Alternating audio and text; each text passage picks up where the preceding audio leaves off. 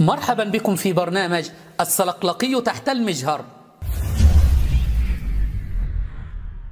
اليوم أتى لكم السلقلقي ياسر الخبيث بدليل مضحك جدا على الأئمة الاثني عشر. ومن أين؟ من القرآن الكريم. ما هو الدليل؟ انظروا إلى وهن وضعف دين الشيعة. الدليل: وإذ استسقى موسى لقومه فقل نضرب بعصاك الحجر فانفجرت منه 12 عينا.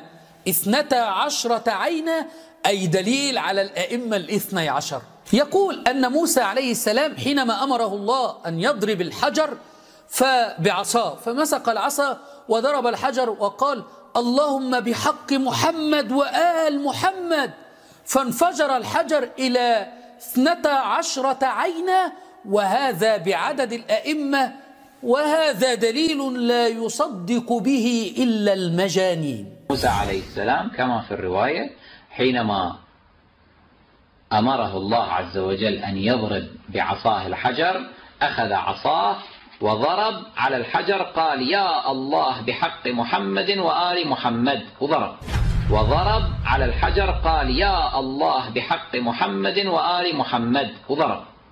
اللهم صل على محمد وآل محمد. فبعد ما ضرب باسم محمد وآل محمد صار 12 شنو؟